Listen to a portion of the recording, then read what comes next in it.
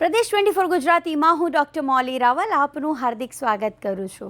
આજે દિન વિશેષમાં આપણે નવરાત્રિની શૃંખલામાં વાત કરવા જઈ રહ્યા છીએ 8મા નોરતાની, જેની અધિષ્ઠાત્રી દેવી છે મહાગૌરી।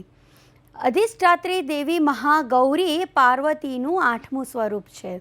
આજે દુર્ગાષ્ટમી પણ છે।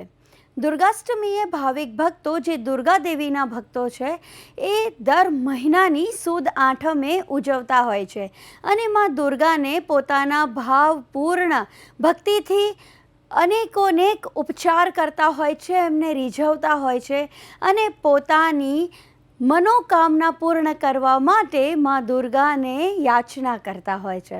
મહાગૌરી એવું સ્વરૂપ છે જે સુખ, શાંતિ, સમૃદ્ધિ, સૌંદર્ય અને તમારા જીવનના સમસ્ત કષ્ટોનું હરણ કરે છે। એ ખૂબ પવિત્રતાવાળું રૂપ છે।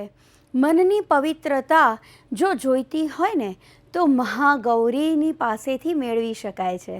મહાગૌરીને 8મા દિવસે કન્યા પૂજન ખૂબ પ્રિય છે, કારણ કે આ દિવસે 9 કન્યાઓને જમાડીને નવદુર્ગાઓના સ્વરૂપે આપણી શક્તિ મુજબ ભેટ સોગાદો આપીને એમને વિદાય કરવામાં આવે છે, જેનાથી આપણા ઉપર નવદુર્ગાઓની કૃપા વરસે છે। આ દિવસ કન્યા પૂજન માટે ખૂબ જ મહત્વપૂર્ણ બની રહે છે। અષ્ટમીના દિવસે માં મહાગૌરીને, માં દુર્ગાને નારિયેળનો, ખીરનો, કાળા ચણા અને હલવાનો ભોગ ધરાવવામાં આવે છે। માં મહાગૌરીને સફેદ વસ્ત્રો પ્રિય છે અને સફેદ પુષ્પ એમને અર્પણ કરવામાં આવે છે।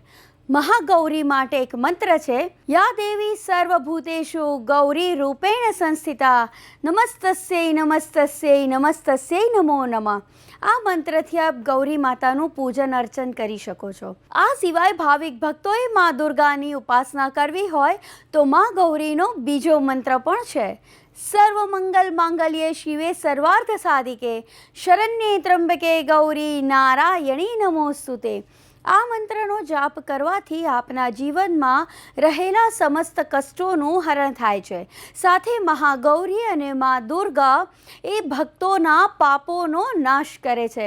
જાણતા અજાણતા આપણાથી પાપો ઘણા થાય છે, તો બસ આ પાપોને નાશ કરવા માટે તમે માં મહાગૌરીની પૂજા કરો અને મેળવો સુખ, શાંતિ, સમૃદ્ધિ। મને આપશો રજા।